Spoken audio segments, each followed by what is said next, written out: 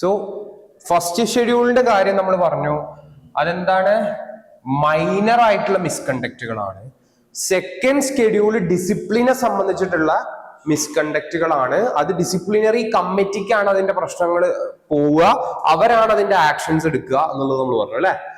Now second ഷെഡ്യൂളിലെ part 1 ആരെ depend ചെയ്യുന്നതാണ്? CS in പ്രാക്ടീസിനെ കുറിച്ചിട്ട് പറയുന്ന കാര്യമാണ്. അപ്പൊ എന്താണ് ഫസ്റ്റ് മിസ്കണ്ടക്ട് വായിക്കുക? എന്താണത്? ഫെയിൽസ് ടു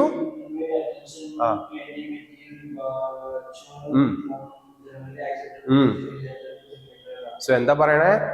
സെക്രട്ടേറിയൽ സ്റ്റാൻഡേർഡ്സിൽ യൂസ് ചെയ്യുന്ന ഗ്യാപ്പ് പ്രിൻസിപ്പിളിൽ നിന്ന്, ജനറലി അക്സെപ്റ്റഡ് അക്കൗണ്ടിങ് പോളിസി അല്ലെങ്കിൽ പ്രൊസീജിയേഴ്സിൽ നിന്ന് ഡീവിയേറ്റ് ചെയ്തിട്ടാണ് നമ്മൾ ഓഡിറ്റ് നടത്തുന്നതെങ്കിൽ, അതായത് സെക്രട്ടേറിയൽ സ്റ്റാൻഡേർഡ്സും അക്കൗണ്ടിങ് സ്റ്റാൻഡേർഡ്സും ഒന്നും ഫോളോ ചെയ്യാതെയാണ് നമ്മൾ ഓഡിറ്റോ മറ്റ് പ്രാക്ടീസോ നടത്തിയിട്ടുള്ളത് എങ്കിൽ അതിനുള്ള മിസ്കണ്ടക്ട് ആണ് ഫസ്റ്റ്. സോ അത് ഏതിൽ വിടും? ഷെഡ്യൂൾ 2 മിസ്കണ്ടക്റ്റിലാണ് വിടുന്നത്. ഗ്യാപ്പ് ജനറലി അക്സെപ്റ്റഡ് പ്രൊസീജിയേഴ്സോ അല്ലെങ്കിൽ സെക്രട്ടേറിയൽ സ്റ്റാൻഡേർഡ്സോ ഫോളോ ചെയ്യാതെ ഇരുന്നാലുള്ള മിസ്കണ്ടക്ട്. ഓക്കെ. രണ്ടാമത്തെ എന്താ പറയാ? Confidential information. ക്ലയന്റിന്റെ കോൺഫിഡൻഷ്യൽ ഇൻഫോർമേഷൻ നമ്മൾ ഡിസ്ക്ലോസ് ചെയ്യാൻ പാടില്ല പുറത്തേക്ക്. അങ്ങനെ ചെയ്താലും ഏത് ഷെഡ്യൂളിലാണ് മിസ്കണ്ടക്ട് വരുന്നത്? Second schedule misconduct. പക്ഷെ എക്സെപ്ഷൻസ് ഉണ്ട്. ക്ലയന്റ് കൺസെന്റ് തന്നാലോ അല്ലെങ്കിൽ നിയമം പറയുകയാണെങ്കിലോ, ഫ്രോഡ് നടന്നിട്ട് അത് പറയാതിരിക്കേണ്ട ആവശ്യമില്ല. അതേപോലെ ക്ലയന്റ് അനുവദിക്കുകയാണെങ്കിലും നമുക്ക് ഇൻഫോർമേഷൻസ് കൊടുക്കാം. ഓക്കെ. പിന്നെ 3 വായിക്കാം.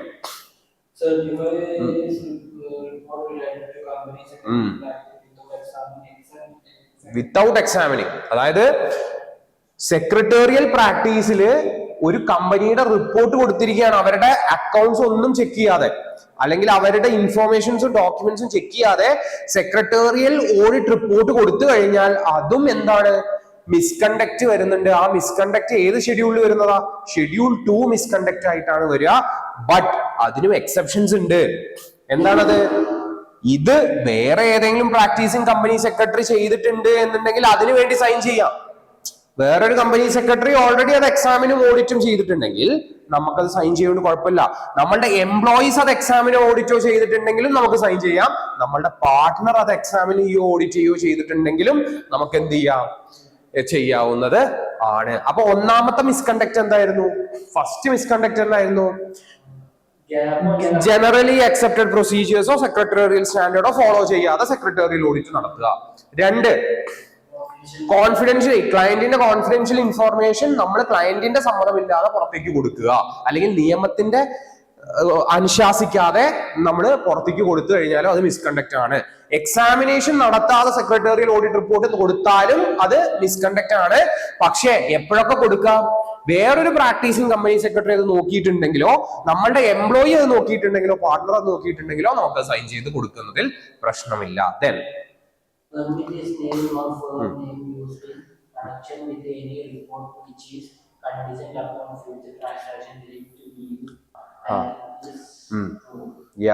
അതായത് എന്താ പറയണത്? ഫ്യൂച്ചർ ട്രാൻസാക്ഷൻ എന്താണെന്ന് അറിയാത്ത ഒരു കണ്ടിൻജൻസി നിൽക്കുന്ന ഒരു റിപ്പോർട്ടിൽ നമ്മളുടെ പേര് പരാമർശിക്കുക, അത് പരാമർശിക്കാൻ നമ്മൾ അനുവാദം കൊടുക്കുക. അതായത് ഇപ്പൊ ഫോർ എക്സാമ്പിൾ, ഇന്ന കമ്പനി സ്റ്റോക്ക് മാർക്കറ്റിൽ അടുത്ത 3 മാസം കൊണ്ട് ഇരട്ടിയാവുമെന്ന് ഒരു മാസികയിൽ പറയുന്നുണ്ട്. ഇത് ആരുടെ അനാലിസിസ് ആണ് എന്ന് പറഞ്ഞാൽ നമ്മളുടെ അനാലിസിസ് ആണെന്ന് പറഞ്ഞാൽ നമ്മളുടെ പേര് അതിൽ പ്രതിപാദിച്ചിട്ടുണ്ട്. പ്രതിപാദിക്കുന്നതല്ല പ്രശ്നം, പ്രതിപാദിക്കാനുള്ള സമ്മതം നമ്മൾ കൊടുത്തിട്ടുണ്ട് എന്നുണ്ടെങ്കിൽ അതും എന്താണ്? ഫ്യൂച്ചർ ട്രാൻസാക്ഷനെ പറ്റി കണ്ടിൻജന്റ് ആയിട്ടുള്ള ഒരു കാര്യത്തെ പറ്റി നമ്മളുടെ പേര് അതിന് ബന്ധപ്പെട്ട് വരികയാണെന്നുണ്ടെങ്കിൽ അതും എന്താണ്? ഷെഡ്യൂൾ 2 ഡിസിപ്ലിനറി മിസ്കണ്ടക്ട് ആണ്. ദെൻ എന്താ? സിമ്പിൾ ആണ്. നമ്മൾക്ക് തന്നെ പാർട്ട്ണർഷിപ്പോ ഷെയറോ ഉള്ള ഒരു കമ്പനി, നമ്മൾക്ക് തന്നെ ഇൻട്രസ്റ്റ് ഉള്ള ഒരു ഫേമോ കമ്പനിയുടെയോ ഓഡിറ്റ് റിപ്പോർട്ട് നമ്മൾ തന്നെ നൽകുകയാണെന്നുണ്ടെങ്കിലും അതെന്താണ്? മിസ്കണ്ടക്ട് ആണ് എന്നാണ് പറയുന്നത്. അപ്പൊ എത്ര മിസ്കണ്ടക്റ്റുകളാണ് ഇവിടെ നമ്മൾ പറഞ്ഞത് ഷെഡ്യൂൾ 2 പാർട്ട് 1 ഏതൊക്കെയാണത്?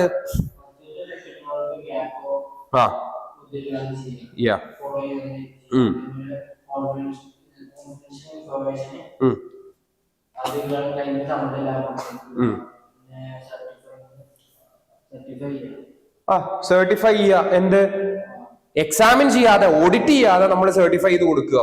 പിന്നെ അത് നമ്മുടെ കണ്ടിൻജന്റ് ആയ ഫ്യൂച്ചർ ട്രാൻസാക്ഷനെ പറ്റിയിട്ട് നമ്മള് പ്രതിപാദിക്കുകയോ ആ പേര് നമ്മളുടെ ഉപയോഗിക്കാൻ വേണ്ടി നമ്മൾ സമ്മതം കൊടുക്കുകയോ ചെയ്യുക. ദെൻ ലാസ്റ്റ് പറയുന്നത് നമുക്ക് തന്നെ ഇൻട്രസ്റ്റ് ഉള്ള ഒരു ഫേമിന്റെയോ കമ്പനിയുടെയോ ഓഡിറ്റ് റിപ്പോർട്ട് നമ്മൾ തന്നെ കൊടുക്കുകയാണെന്നുണ്ടെങ്കിലും എന്താണത്? ഷെഡ്യൂൾ 2 മിസ്കണ്ടക്ട് ആണ്. ദെൻ ആറാമത്തെ മിസ്കണ്ടക്ട്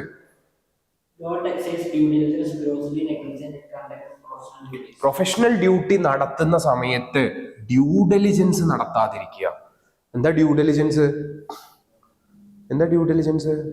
ഒരു കമ്പനിയുടെ ഓഡിറ്റ് ചെയ്യാൻ പോകുമ്പോൾ ആ കമ്പനി എന്താണ്, ആ കമ്പനിയുടെ ചരിത്രം എന്താണ്, ആ കമ്പനിയിൽ മിസ്റ്റേക്സോ കാര്യങ്ങളോ ഉണ്ടോ ഒന്നും ചെക്ക് ചെയ്യാതെ നമ്മളുടെ പ്രാക്ടീസ് അല്ലെങ്കിൽ പ്രൊഫഷണൽ ഡ്യൂട്ടി നടത്തുക, അഡ്വൈസ് കൊടുക്കുകയൊക്കെ ചെയ്തു കഴിഞ്ഞാൽ അതും എന്താണ്? പ്രൊഫഷണൽ മിസ്കണ്ടക്ട് ആണ്. ദെൻ നമ്മൾക്കൊരു ഓഡിറ്റ് റിപ്പോർട്ടിൽ ഒപ്പീനിയൻ കൊടുക്കാൻ വേണ്ട അത്ര എവിഡൻസുകൾ നമ്മൾ സ്വീകരിക്കാതെ കണ്ടെത്താതെ നമ്മൾ ഒരു ഒപ്പീനിയൻ കൊടുത്താലും അതെന്താണ്? പ്രൊഫഷണൽ മിസ്കണ്ടക്ട് ആണ്. ദെൻ പേഴ്സണൽ അക്കൗണ്ടിലേക്ക് ക്ലയന്റിന്റെ പൈസ ഇടുന്നതും എന്താണ്? Professional misconduct. എന്താണ് പോയിന്റ്? എന്താ പറയണേ? നിങ്ങൾ പ്രാക്ടീസ് ചെയ്യുകയാണെങ്കിൽ പ്രാക്ടീസിന് വേണ്ടിയിട്ട് സെപ്പറേറ്റ് ബാങ്ക് അക്കൗണ്ട് ഓപ്പൺ ചെയ്യണം.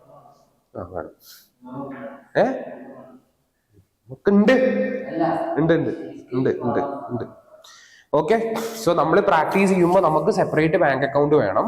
ആ ബാങ്ക് അക്കൗണ്ടിലേക്ക് മാത്രമേ ക്ലയന്റ് ഫീസും മറ്റു കാര്യങ്ങളൊക്കെ മേടിക്കാൻ പാടൂ. നമ്മളുടെ പേഴ്സണൽ ബാങ്ക് അക്കൗണ്ടിലേക്ക് മേടിക്കാൻ പാടില്ല.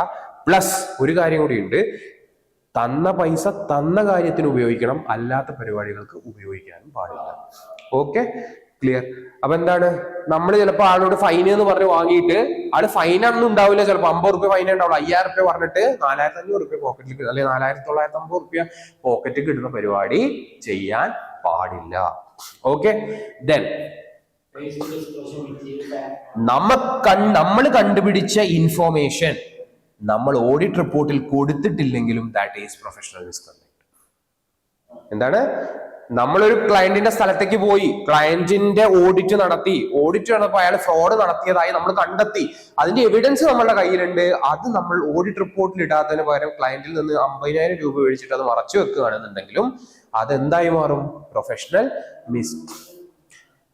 നമ്മളൊരു ക്ലയന്റിന്റെ ഓഡിറ്റ് ചെയ്യാൻ പോയി, ഓഡിറ്റ് ചെയ്തപ്പോൾ നമുക്ക് മനസ്സിലായി അവിടെ കൃത്യമായിട്ടല്ല പരിപാടികൾ നടത്തുന്നത്, അവിടെ ധാരാളം ഫ്രോഡുകൾ നടക്കുന്നുണ്ട്. ആ ഫ്രോഡിനെ കുറിച്ചൊരു തികഞ്ഞ അറിവുണ്ടായിട്ടും അത് നമ്മളുടെ ഓഡിറ്റ് റിപ്പോർട്ടിൽ നമ്മൾ പ്രതിപാദിച്ചില്ല.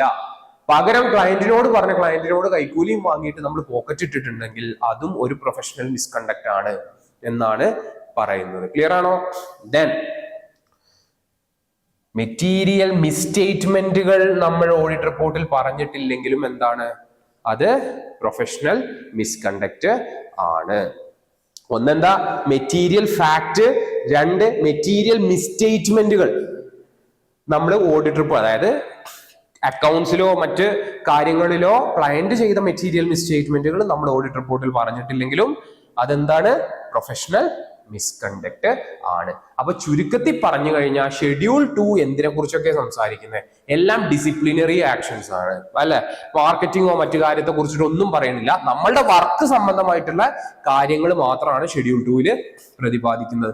ഒന്ന് പറഞ്ഞ ജനറലി അക്സെപ്റ്റഡ് പ്രൊസീജിയേഴ്സ് നമ്മൾ ഫോളോ ചെയ്തിട്ടില്ലെങ്കിൽ, കോൺഫിഡൻഷ്യൽ ഇൻഫോർമേഷൻസ് ഡിസ്ക്ലോസ് ചെയ്യുകയാണെന്നുണ്ടെങ്കിൽ, ഒന്നും നോക്കാതെ സർട്ടിഫൈ ചെയ്ത് കൊടുക്കുകയാണെന്നുണ്ടെങ്കിൽ, നമ്മളുടെ പേരോ ഫേമിന്റെ പേരോ ഒരു കണ്ടിൻജന്റ് ഫ്യൂച്ചർ ട്രാൻസാക്ഷന് വേണ്ടിയിട്ട് നമ്മൾ പ്രതിപാദിക്കുകയാണ് എന്നുണ്ടെങ്കിൽ, നമ്മൾക്ക് ഇൻട്രസ്റ്റ് ഉള്ള ഒരു ഫേമിന്റെ ഓഡിറ്റ് നമ്മൾ തന്നെ നടത്തുകയാണെന്നുണ്ടെങ്കിൽ, അതേപോലെ തന്നെ ഡ്യൂ ഡെലിജൻസ് ഒന്നും ചെയ്യാതെ പ്രൊഫഷണൽ ഡ്യൂട്ടീസ് ചെയ്യുകയാണെന്നുണ്ടെങ്കിൽ, അതേപോലെ തന്നെ സഫീഷ്യന്റ് എവിഡൻസ് ഒന്നും എടുക്കാതെ നമ്മളൊരു ഒപ്പീനിയൻ ഓഡിറ്റ് റിപ്പോർട്ടിൽ കൊടുക്കുകയാണെന്നുണ്ടെങ്കിൽ, നമ്മളുടെ ഫീസ് സെപ്പറേറ്റ് ബാങ്ക് അക്കൗണ്ടിൽ വാങ്ങാതെ നമ്മുടെ ബാങ്ക് അക്കൗണ്ടിലേക്കോ അല്ലെങ്കിൽ ക്ലയന്റിന്റെ ഫീസ് അവർ പറയുന്ന പർപ്പസിനല്ലാതെ വേറൊരു പർപ്പസിനോ ഉപയോഗിക്കുകയാണെന്നുണ്ടെങ്കിൽ, ദെൻ മെറ്റീരിയൽ ഫാക്റ്റുകൾ ഡിസ്ക്ലോസ് ചെയ്തിട്ടില്ലെങ്കിൽ, മെറ്റീരിയൽ മിസ്റ്റേറ്റ്മെന്റുകൾ ഡിസ്ക്ലോസ് ചെയ്തിട്ടില്ലെങ്കിൽ, ഇതൊക്കെ ഏതിലാ വരിക? ഷെഡ്യൂൾ 2-ലെ മിസ്കണ്ടക്റ്റുകൾ ആണ്. ഇതിന്റെ ഒക്കെ അന്വേഷണം നടത്തുന്നത് ഡിസിപ്ലിനറി കമ്മിറ്റിയാണ്. അതിൽ ആക്ഷൻ എടുക്കുന്നതും ഡിസിപ്ലിനറി കമ്മിറ്റി ആണ്. ഓക്കെ, നൗ മെമ്പേഴ്സിനുള്ള misconduct, that is part 2. Schedule 1-ലും അങ്ങനെയായിരുന്നു അല്ലെ? മെമ്പേഴ്സിനുള്ള പ്രാക്ടീസ് ഉണ്ടായിരുന്നു, സർവീസ് ഉണ്ടായിരുന്നു. ദെൻ മെമ്പേഴ്സിനുള്ള മിസ്കണ്ടക്ട് ഉണ്ട്, അതും ജനറലും ഉണ്ട്, ഡിസിപ്ലിനറി മിസ്കണ്ടക്റ്റുകളും ഉണ്ട്. ഇതിൽ എന്താ പറയുന്നത്? ഫസ്റ്റ്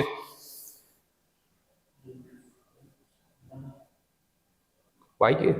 ഡീഫാൽക്കേറ്റ്സ്.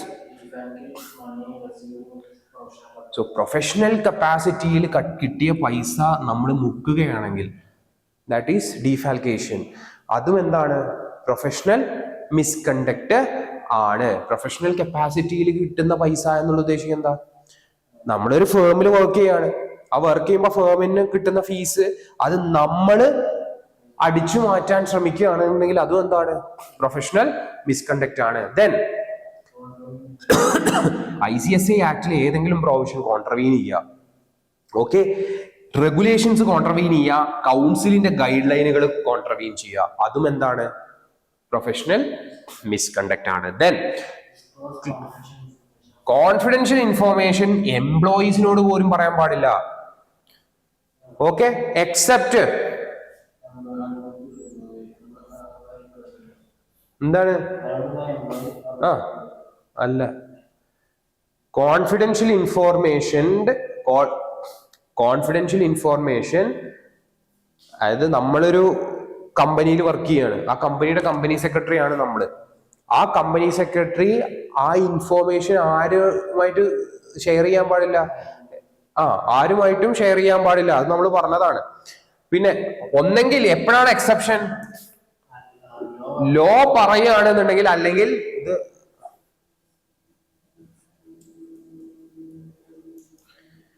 അലൗഡ് ബൈ ക്ലയന്റ് ആണ്. ഓക്കെ, ക്ലയന്റിന്റെ ഇൻഫോർമേഷൻ ക്ലയന്റ് അലോ ചെയ്യാതെ അല്ലെങ്കിൽ ലോ പറയാതെ നമ്മൾ റിവീൽ ചെയ്യാൻ പാടില്ല. ഓക്കെ, ദെൻ തെറ്റായ ഒരു ഇൻഫോർമേഷൻ ഇന്റൻഷണൽ ആയിട്ട് നമ്മൾ കൊടുക്കുക. എന്തിനു വേണ്ടിയിട്ട്? ആർക്കൊക്കെ? കൗൺസിലിനോ, ഡയറക്ടർ ഡിസിപ്ലിനോ, ബോർഡ് ഓഫ് ഡിസിപ്ലിനോ, ക്വാളിറ്റി റിവ്യൂ ബോർഡിനോ, അപ്പലേറ്റ് അതോറിറ്റിക്കോ. ഇവർക്കൊക്കെ ഫോൾസ് ആയിട്ടുള്ള ഒരു ഇൻഫോർമേഷൻ കൊടുത്തു കഴിഞ്ഞാൽ അതും എന്താണ്? ഷെഡ്യൂൾ 2-ലെ ഒരു പ്രൊഫഷണൽ മിസ്കണ്ടക്ട് ആണ്. ദെൻ നമ്മൾ ഓൾറെഡി കഴിഞ്ഞതിൽ പറഞ്ഞതാണ്.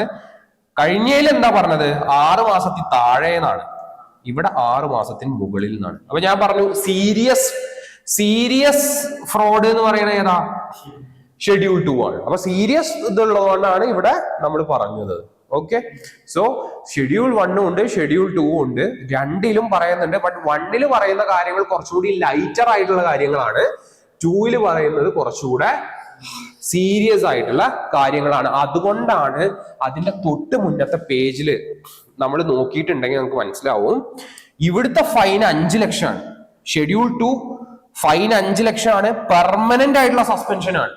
മുകളിൽ നോക്ക്, ഫൈന് മാക്സിമം 1 ലക്ഷമാണ്, 3 മാസത്തെ സസ്പെൻഷൻ മാത്രമേ ഉണ്ടാവുക ഉള്ളൂ. ഓക്കെ, നൗ എന്താണ് യൂഡിൻ? ഓക്കെ, യൂഡിന് CS-ന് മാത്രമല്ല എല്ലാ പ്രൊഫഷണൽ ആൾക്കാർക്കും സൈൻ ചെയ്യുകയാണെങ്കിൽ ആ സൈനിന് ഒരു നമ്പർ കൂടെ ഉണ്ട്, that is called as UDIN. Okay, നമ്മൾ സൈൻ ചെയ്യുന്നതിന്റെ അടിയിൽ നമ്മൾ ആ നമ്പറും കൂടെ കൊടുക്കണം. ഓരോ സിഗ്നേച്ചറിനും ഓരോ നമ്പർ ആയിരിക്കും. അത് മെമ്പർഷിപ്പ് നമ്പറാ. ഓക്കെ, എന്താണ്? നമ്മുടെ സിഗ്നേച്ചർ ഇടും. ഒന്നാമത്തെ ഡോക്യുമെന്റിന്റെ സിഗ്നേച്ചർ ആണെന്നുണ്ടെങ്കിൽ 17 ഡിജിറ്റുള്ള ഒരു നമ്പർ ഉണ്ടാവും. രണ്ടാമത്തെ സിഗ്നേച്ചറിന് അവസാനത്തെ നമ്പർ മാറും, അല്ലെങ്കിൽ ഡിഫറെന്റ് നമ്പർ ആകാരം, യുണീക്ക് നമ്പറുകളായിരിക്കും വരിക. അതിനെയാണ് നമ്മൾ യൂഡിൻ എന്ന് പറയാ. സോ അതൊരു 17 ഡിജിറ്റുള്ള നമ്പർ ആണ്. എന്താണ്? It is used to verify documents attested by CS. Attest ചെയ്ത ഡോക്യുമെന്റുകൾ വെരിഫൈ ചെയ്തിട്ടുള്ള ഒരു നമ്പർ ആണെന്ത്? യൂഡിൻ നമ്പർ എന്ന് പറയുന്നത്. In forms UDIN should be mentioned in optional attachments. അപ്പോ ഫോമുകൾ അപ്ലോഡ് ചെയ്യുമ്പോൾ അതിന്റെ ഒപ്പം അറ്റാച്ച്മെന്റ്സ് വെക്കില്ലേ? MOA AOA അല്ലെങ്കിൽ നമ്മൾ ആനുവൽ റിട്ടേൺസ് ഒക്കെ അറ്റാച്ച്മെന്റ്സ് വെക്കുമ്പോൾ അതിലൊക്കെ എന്തുണ്ടായിരിക്കണം?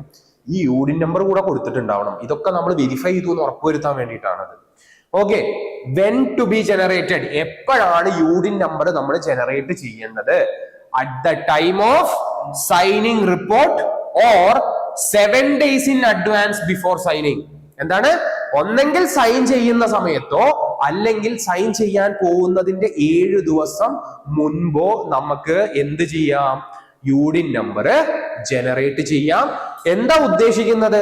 നമ്മൾ ഏതൊക്കെ ഡോക്യുമെന്റ് ആണോ സൈൻ ചെയ്യുന്നത് അതിനൊക്കെ ബാക്കിലും കുറെ പേജസ് ഉണ്ടാവുമല്ലോ.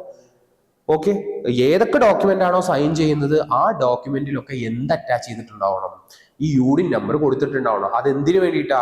നമ്മൾ വെരിഫൈ ചെയ്ത ഒരു ഡോക്യുമെന്റ് തന്നെയാണ് നമ്മൾ സൈൻ ചെയ്യുന്നത് എന്ന് ഉറപ്പുവരുത്താൻ വേണ്ടിയിട്ടാണ്.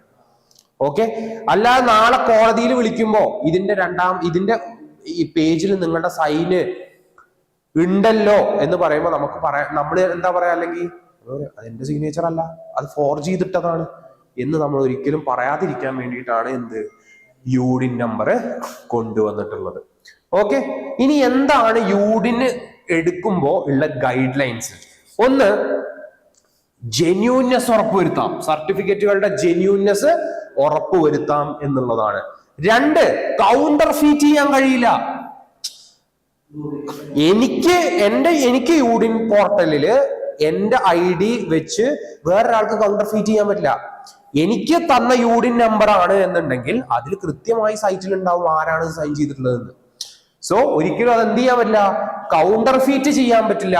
അതേപോലെ ഈസി ആയിട്ട് നമുക്ക് രജിസ്റ്റർ ഓഫ് അറ്റസ്റ്റേഷൻ കീപ്പ് ചെയ്യാം. നമ്മൾ ഏതൊക്കെ ഡോക്യുമെന്റ് അറ്റസ്റ്റ് ചെയ്തത് ചിലപ്പോൾ നമുക്ക് മറന്നുപോയേക്കാം. പക്ഷെ ഈ സൈറ്റ് കയറി കഴിഞ്ഞാൽ നമ്മൾ ഏതൊക്കെയാണ് സൈൻ ചെയ്തിട്ടുള്ളതിന്റെ കൃത്യമായ ലിസ്റ്റ് ഉണ്ടാവും. ദെൻ ഇൻസ്റ്റിറ്റ്യൂട്ടിന്റെ കംപ്ലയൻസ് നമുക്ക് മീറ്റ് ചെയ്യാം. ക്ലിയർ ആണോ? ഇൻസ്റ്റിറ്റ്യൂട്ടിന്റെ കംപ്ലയൻസ് നമുക്ക് മീറ്റ് ചെയ്യാം. ഓക്കെ, ക്ലിയർ ആണോ? സോ എന്താ യൂണിറ്റ് നമ്പർ എന്നുള്ളത് മനസ്സിലായി. 17 digit നമ്പർ ആണ് എന്ന് പറഞ്ഞു. അത് എപ്പോഴാ ജനറേറ്റ് ചെയ്യേണ്ടത്? അറ്റസ്റ്റ് ചെയ്യുമ്പോഴോ 7 ദിവസം മുമ്പോ ആയിട്ടാണ് അത് ജനറേറ്റ് ചെയ്യേണ്ടത് എന്ന് പറഞ്ഞു. എന്താ അതിന്റെ ഗുണങ്ങള്? ജെന്യൂൻനെസ് ഉറപ്പുവരുത്താം, കൗണ്ടർ ഫീറ്റിംഗ് ഒഴിവാക്കാം, ഈ രജിസ്റ്റർ ഈസി ആയിട്ട് മെയിൻറ്റെയിൻ ചെയ്യാം, അതേപോലെ തന്നെ കംപ്ലയൻസ് ഗൈഡ് ലൈൻസും നമുക്ക് കീപ്പ് ചെയ്യാവുന്നത് ആണ്. ക്ലിയർ ആണോ? Then we move in to ESCIN. ECSIN എന്താണത്? ഇത് യൂഷ്വലിയും കമ്പനിയിൽ വർക്ക് ചെയ്യുന്ന എംപ്ലോയീസ് ജനറേറ്റ് ചെയ്യുന്ന സാധനമാണ്. ECSIN എന്ന് പറയുന്നത് ഇതെന്താണ്? ഒരു 18 digit ആൽഫാ ന്യൂമറിക് നമ്പർ ആണ്. അതെ, ഇത് ഇൻ പ്രാക്ടീസിലുള്ളവർക്കാണ്, ഇത് എംപ്ലോയ്മെന്റിൽ ഇരിക്കുന്നവർക്കാണ്. ഓക്കെ, സോ ഇതെന്താണ്? ഒരു 18 digit ആൽഫാ ന്യൂമറിക് നമ്പർ ആണ്. ആരാണ് ജനറേറ്റ് ചെയ്യുക? CS employed in A particular company. ഒരു കമ്പനിയിൽ വർക്ക് ചെയ്യുന്ന CS ആയി വർക്ക് ചെയ്യുന്ന എംപ്ലോയി ജനറേറ്റ് ചെയ്യുന്ന നമ്പറാണ് ഇത് ECSIN എന്ന് പറയുന്നത്. ക്ലിയർ ആണോ? ഓക്കെ,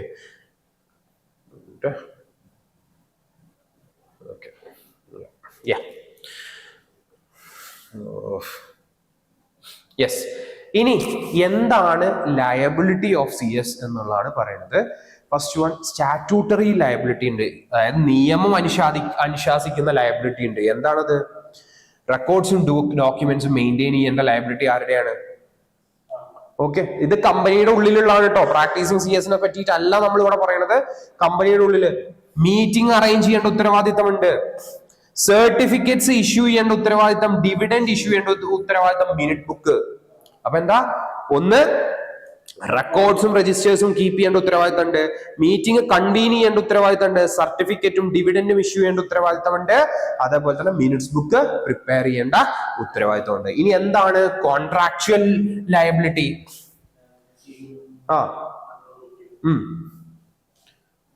അതായത് കോൺട്രാക്ച്വൽ എന്ന് പറഞ്ഞു കഴിഞ്ഞാല് എന്താ? നമ്മൾ ഒരു കമ്പനിയിൽ അസൈൻ ചെയ്യുമ്പോൾ കമ്പനി സെക്രട്ടറി ആയിട്ട് കൊണ്ടുവരുന്ന സമയത്ത് അവര് കുറച്ച് കോൺട്രാക്ട്സ് വെക്കും, നിബന്ധനകൾ വെക്കും, കുറച്ച് അതോറിറ്റി നമുക്ക് തരും, ഇതിന്റെ അപ്പുറത്തേക്ക് നിങ്ങൾക്ക് പെർമിഷൻ ഇല്ല എന്ന് പറയും. അത്രത്തെയാണ് നമ്മൾ കോൺട്രാക്ച്വൽ ലയബിലിറ്റി. പല കമ്പനിക്കും പല പോലെ ആയിരിക്കും. സ്റ്റാറ്റ്യൂട്ടറി ലയബിലിറ്റി എന്താ? നിയമം അനുശാസിക്കുന്നതാ, എവിടെ പോയാലും ഇത് നമ്മൾ ചെയ്തേ പറ്റൂ. ബട്ട് ഇത് ഓരോ കമ്പനിക്ക് അവരുടേതായ പോളിസികളുണ്ട്. ആ പോളിസിയിൽ നമുക്ക് കുറച്ച് ലിമിറ്റേഷൻസ് തന്നിട്ടുണ്ടാവും. അതിനെ പറ്റിയിട്ടാണ് കോൺട്രാക്ച്വൽ ലയബിലിറ്റി ഇവിടെ പറയുന്നത്. സോ എന്താണ്? എപ്പോഴാണ് നമ്മൾ ലയബിൾ ആവുക? നമുക്ക് തന്ന അധികാരത്തിന്റെ മുകളിലേക്ക് പോയാൽ നമ്മൾ ലയബിൾ ആവും അല്ലെ? നമ്മളോട് പറഞ്ഞിട്ടുണ്ട് ഇന്ന കാര്യങ്ങളിൽ നിങ്ങൾ ഇടപെടണ്ട എന്ന് പറഞ്ഞിട്ടുണ്ടെങ്കിൽ അതിൽ ഇടപെട്ട് കഴിഞ്ഞാൽ നമ്മൾ അതിന് ലയബിൾ ആണ്. ഓക്കെ. 2, സീക്രട്ട് ഇൻഫോർമേഷൻ ഡിസ്ക്ലോസ് ചെയ്യുന്നതിൽ നമ്മൾ ലയബിൾ ആണ്. കമ്പനിയുടെ സീക്രട്ട് ഇൻഫോർമേഷൻ നമുക്ക് ഡിസ്ക്ലോസ് ചെയ്യാനുള്ള അനുവാദമില്ല. ദെൻ ഫ്രോഡ് എന്തെങ്കിലും കമ്പനിയിൽ ചെയ്താൽ അതിനും നമ്മൾ ലയബിൾ ആണ്. ഓക്കെ. അപ്പൊ CS-ന്റെ ലയബിലിറ്റികളെ നമ്മൾ 2ആയിട്ടാണ് ഡിവൈഡ് ചെയ്തിട്ടുള്ളത്. ഏതൊക്കെയാണത്? കോൺട്രാക്ച്വൽ ലയബിലിറ്റി ഉണ്ട്, സ്റ്റാറ്റ്യൂട്ടറി ലയബിലിറ്റി ഉണ്ട്. സ്റ്റാറ്റ്യൂട്ടറി ലയബിലിറ്റിയിലേക്ക് വരുമ്പോ നമ്മുടെ ലയബിലിറ്റി എന്താ?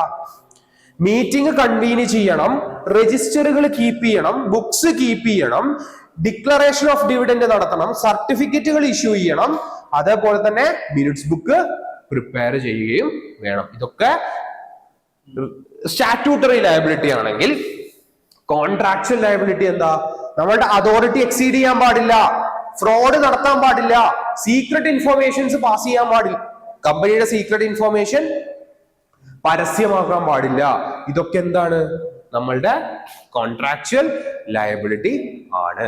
ഇനി അഡ്വർടൈസ്മെന്റ് ചെയ്യുന്നതിനെ കുറിച്ചിട്ട് guideline for advertisement ICSI issue ചെയ്തിട്ടുണ്ട് 2020. അത് എന്തൊക്കെയാണ് എന്നുള്ളതാണ് ഇവിടെ പറഞ്ഞിട്ടുള്ളത്. ഓക്കെ. അപ്പൊ അതിന് 2ആയിട്ട് അവർ പറഞ്ഞിട്ടുണ്ട്. പെർമിറ്റഡ് ആയിട്ടുള്ള അഡ്വർടൈസ്മെന്റ് ഏതൊക്കെയാണ്, നോൺ പെർമിറ്റഡ് ആയിട്ടുള്ള അഡ്വർടൈസ്മെന്റുകൾ ഏതൊക്കെയാണ്. ഓക്കെ. അപ്പൊ ഗൈഡ് ലൈൻ ഓഫ് അഡ്വർടൈസ്മെന്റ് 2020 ആണ് എന്ത് പറയുന്നത്? ഏതൊക്കെ കാര്യങ്ങൾക്ക് നമുക്ക് അഡ്വർടൈസ് ചെയ്യാം, ഏതൊക്കെ കാര്യങ്ങളിൽ നമ്മൾ അഡ്വർടൈസ് ചെയ്യാൻ പാടില്ല എന്നുള്ളത്. അപ്പൊ വായിക്കുക എന്തൊക്കെയാണ്. ഇത് പെർമിറ്റഡ് ആണ്. എന്നാ വന്നേ? 1 April 2020. ആർക്ക് മാത്രമേ അപ്ലിക്കബിൾ ഉള്ളൂ? പ്രാക്ടീസിംഗ് കമ്പനി സെക്രട്ടറിക്ക് മാത്രമേ അപ്ലിക്കബിൾ ഉള്ളൂ. എംപ്ലോയ്മെന്റിൽ ഇരിക്കുന്നവരെ അത് ബാധിക്കുന്നത് പോലും ഇല്ല. സോ എന്തൊക്കെയാണ് പെർമിറ്റഡ് അഡ്വർടൈസ്മെന്റ്സ്? വെബ്സൈറ്റിൽ നമ്മൾ എന്തൊക്കെ വർക്ക് ചെയ്യുന്നു എന്ന് നമുക്ക് പറയാം, അതിലൊരു പ്രശ്നമില്ല. ആരെ വെബ്സൈറ്റില്? നമ്മളെ വെബ്സൈറ്റില്. ഓക്കെ. ദെൻ നമ്മളുടെ സ്ഥലത്ത്, നമ്മളുടെ ഫേമിന്റെ വർക്ക് എവിടെയാണ്, അല്ലെങ്കിൽ ലൊക്കേഷൻ എവിടെയാണ്, മീറ്റിംഗ് എവിടെയാണ് എന്നുള്ളതൊക്കെ ഡിസ്ക്ലോസ് ചെയ്യുന്നതിലും നമ്മളെ പെർമിറ്റ് ചെയ്തിട്ടുണ്ട്. എവിടെ നെയിം ബോർഡ് ആയാലും വെബ്സൈറ്റ് ആയാലും എവിടെ ആയാലും നമ്മളുടെ ഫേം എവിടെ ലൊക്കേറ്റ് ചെയ്യുന്നതെന്ന് പറയുന്നതിൽ നമുക്ക് യാതൊരുവിധ പ്രശ്നമില്ല. ദെൻ റൈറ്റപ്സ് ഓഫ് പ്രൊഫഷണൽ അപ്ഡേറ്റുകളോ നമുക്ക് ചെയ്യാം. ഒരു പുതിയ നിയമം വരുമ്പോ അത് വേണമെങ്കിൽ നിങ്ങൾക്ക് വാട്സ്ആപ്പ് സ്റ്റാറ്റസ് ഇടാം, ഇന്ന നിയമം ഇന്നതൊക്കെയാണ്, ഇൻകം ടാക്സിന്റെ ഡെഡ് ലൈൻ ആയിട്ടുണ്ട് തുടങ്ങിയ കാര്യങ്ങളൊക്കെ നിങ്ങൾക്ക് പറയുന്നതിലൊന്നും യാതൊരുവിധ പ്രശ്നവും ഇല്ല. വാട്സാപ്പിലൂടെ ക്ലയൻസിനെ അറിയിക്കുന്നതിലോ മറ്റു കാര്യങ്ങളിലോ ഒന്നും നിങ്ങൾക്ക് പ്രശ്നങ്ങളില്ല. ദെൻ ലോക്കൽ റേഡിയോയിലോ TV-യിലോ അപ്പിയർ ആവാം. എന്താണ്? ലോക്കൽ റേഡിയോയിലോ TV-യിലോ അപ്പിയർ ആവുന്നതിനോടൊന്നും പ്രശ്നമില്ല. അവിടെ എന്ത് പാടില്ല? ഫേമിനെ പറ്റി അഡ്വർടൈസ് ചെയ്യാൻ പാടില്ല. TV-യിൽ വന്നിട്ട് ഏതെങ്കിലും ഒരു കാര്യത്തെ കുറിച്ചിട്ട് നിങ്ങളോട് എക്സ്പ്ലെയിൻ ചെയ്യാൻ പറഞ്ഞിട്ടുണ്ടെങ്കിൽ അതൊക്കെ നിങ്ങൾക്ക് ചെയ്യാം. അല്ലാതെ പേഴ്സണൽ ഇന്റർവ്യൂകളോ മറ്റു കാര്യങ്ങളോ ഒന്നുമല്ല ഇവിടെ ഉദ്ദേശിക്കുന്നത്. ദെൻ സെമിനാറിലോ കോൺഫറൻസുകളിലോ നിങ്ങൾക്ക് സ്പീച്ച് കൊടുക്കാം, പ്രശ്നമില്ല. സോഷ്യൽ മീഡിയ ഉപയോഗിക്കാം. അതായത് ഫേമിന് വേണ്ടിയിട്ട് ഒരു സോഷ്യൽ മീഡിയ പേജ് വേണമെങ്കിൽ നിങ്ങൾക്ക് കീപ്പ് ചെയ്യാം. ഓക്കെ. ദെൻ ഇവന്റുകൾ സ്പോൺസർ ചെയ്യാം. ഇത്രയും കാര്യങ്ങളൊക്കെ നമുക്ക് പെർമിറ്റബിൾ ആയിട്ടുള്ള അഡ്വർടൈസ്മെന്റ് ഉള്ളൂ. സോ എന്താ പറയണേ? വെബ്സൈറ്റിൽ നമ്മളുടെ സ്കോപ്പ് ഓഫ് വർക്ക് കൊടുക്കാം, അതേപോലെ നമുക്ക് ലൊക്കേഷൻസും കാര്യങ്ങളും കൊടുക്കാം, അതേപോലെ റൈറ്റപ്സോ പ്രൊഫഷണൽ അപ്ഡേറ്റുകളോ കൊടുക്കാം. ലോക്കൽ റേഡിയോയിലോ TV-യിലോ ഏതെങ്കിലും കാര്യങ്ങളെ കുറിച്ചിട്ട് എക്സ്പ്ലെയിൻ ചെയ്യാം. ഡോക്ടേഴ്സ് ഒക്കെ വരുന്നുണ്ടല്ലേ, ഇന്നതിന് ഇതൊക്കെ പറ്റുമോ, ഷുഗർ ഉള്ളവർ ഇത് കഴിക്കാൻ പാടുമോ എന്നൊക്കെ പറഞ്ഞിട്ട് അങ്ങനത്തെ കാര്യങ്ങൾ നമുക്ക് ചെയ്യാം.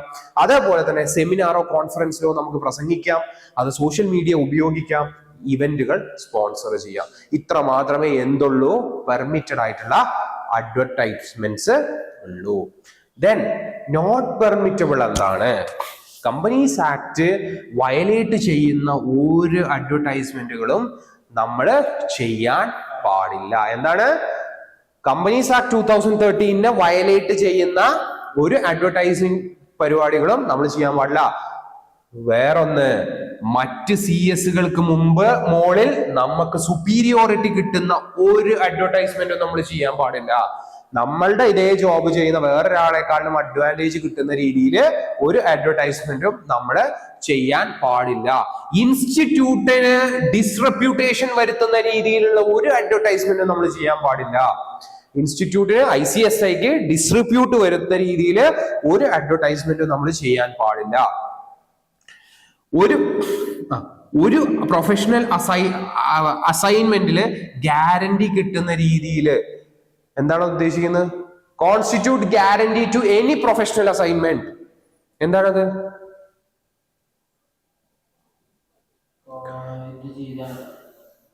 ഞാൻ TV-യിൽ വന്നിരുന്നു പറയാണ്, നമ്മളുടെ എവിടെ പെരിന്തൽമണ്ണ വരുന്ന ലുലു ഗ്രൂപ്പിന്റെ ഓഡിറ്റർ, അതിന്റെ സെക്രട്ടേറിയൽ വർക്കുകൾ ഞാനാണ് ചെയ്യുന്നത്. No, you can do that. കിട്ടിയാലും പറയാൻ പറ്റൂല. ഓക്കെ, സോ അത്തരം രീതിയിലുള്ള ഗ്യാരണ്ടീഡ് പ്രൊഫഷണൽ അസൈൻമെന്റുകളുടെ കാര്യമൊന്നും നമ്മൾ എന്ത് ചെയ്യാൻ പാടില്ല? അഡ്വർടൈസ്മെന്റ് ചെയ്യാൻ പാടില്ല. Then it should not be self-laudatory, not include words like best, better. എന്താണ്? ഇന്ത്യയിലെ ഏറ്റവും നല്ല കമ്പനി സെക്രട്ടറി, ഇന്ത്യയിലെ ഏറ്റവും നല്ല CS ഫേം, കേരളത്തിലെ ഏറ്റവും നല്ല CS, ഇങ്ങനത്തെ അഡ്വർടൈസ്മെന്റ് ഒന്നും നമ്മൾ ചെയ്യാൻ പാടില്ല. നമ്മളുടെ അഡ്വർടൈസ്മെന്റുകൾ ഫാൾസോ മിസ്ലീഡിങ്ങോ ആവാൻ പാടില്ല. നമ്മളുടെ അഡ്വർടൈസ്മെന്റ് ഫാൾസോ മിസ്ലീഡിങ്ങോ ആവാൻ പാടില്ല. ഹ്യൂമറസ് ആയിട്ടുള്ള സ്ലോഗൻസ് യൂസ് ചെയ്യാൻ പാടില്ല. എന്താണ്? ഹ്യൂമറസ് ആയിട്ടുള്ള തമാശ കലർന്ന സ്ലോഗനുകൾ നമ്മൾ യൂസ് ചെയ്യാൻ പാടില്ല.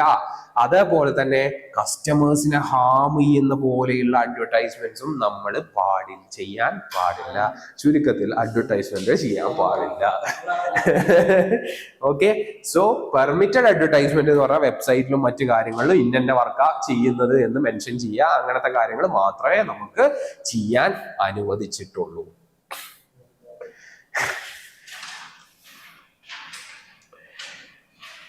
നമുക്കെതിരെ ഒരു കംപ്ലൈന്റ് വന്നു കഴിഞ്ഞാൽ എന്തൊക്കെ ആക്ഷൻ എങ്ങനെയാണ് എടുക്കുക എന്നുള്ളതാണ് അടുത്തത് പറയുന്നത്. ഓക്കെ, അത് ഏതാ പറയുന്നത്? Regulation 18 and 19 of CS regulation 1982 ആണ് നമുക്കെതിരെ വരുന്ന കംപ്ലൈന്റുകളെ എങ്ങനെയാണ് ഹാൻഡിൽ ചെയ്യുക എന്നുള്ളത് പറഞ്ഞിട്ടുള്ളത്. ഓക്കെ, നൗ വായിക്കുക.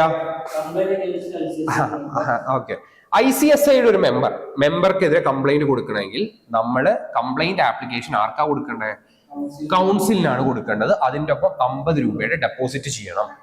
ഓക്കെ, ആക്ടോ ഒമിഷനോ എതിരെയാണ് നമ്മൾ എന്ത് ചെയ്യുക? കൗൺസിൽസിന് കൊടുക്കുക. അതിന്റെ ഡീറ്റെയിൽസും നമ്മൾ അതിൽ കൊടുത്തിട്ടുണ്ടാവണം. ഓക്കെ, നൗ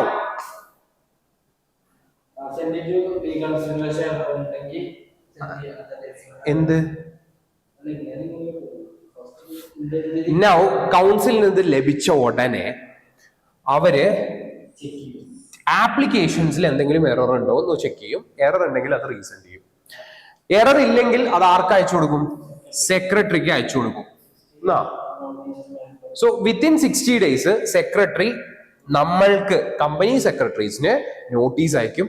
14 ദിവസത്തിന്റെ ഉള്ളിൽ അതിന്റെ റിപ്ലൈ കൊടുത്തിരിക്കണം. ഓക്കെ, ദെൻ സെക്രട്ടറി സോ അതിന് പ്രോപ്പർ ആയിട്ടുള്ള റിപ്ലൈ ആണെങ്കിൽ കേസ് ഇവിടെ ഡിസ്മിസ് ആവപ്പെടും.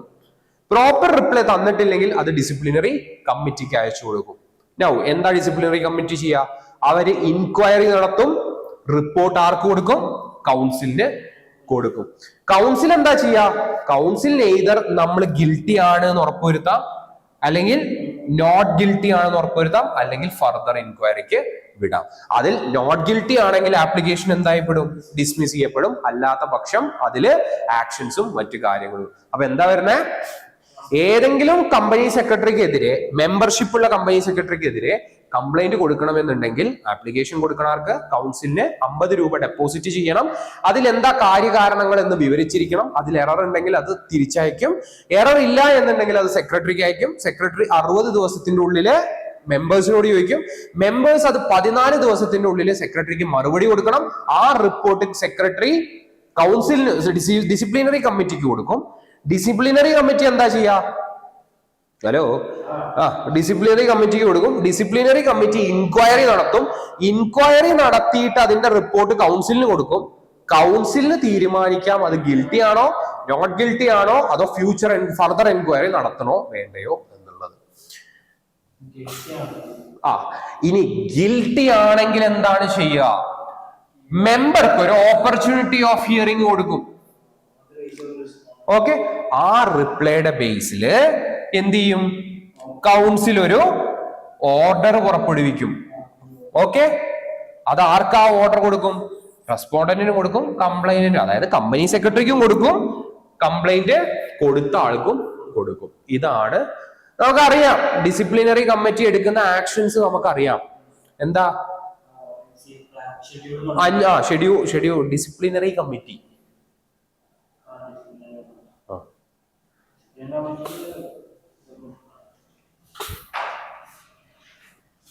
സഹോ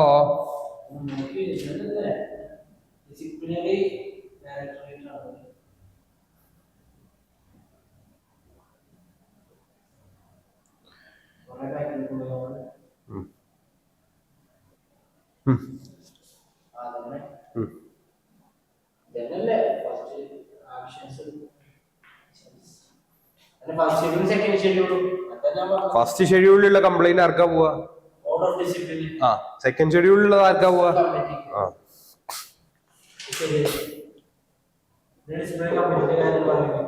എന്താ? ഏത്?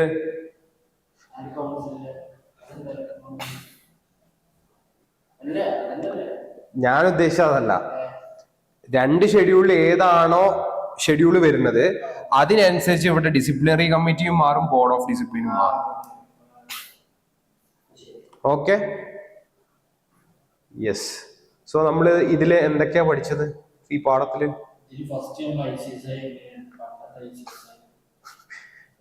പണ്ടത്തെ ICSI ഇപ്പത്തെ ICSI എങ്ങനെയുണ്ട്? എങ്ങനെയാണ് പണ്ടത്തെ ഇതിൽ നിന്ന് കമ്പനി സെക്രട്ടറി ICSI ഫോം ആയത്?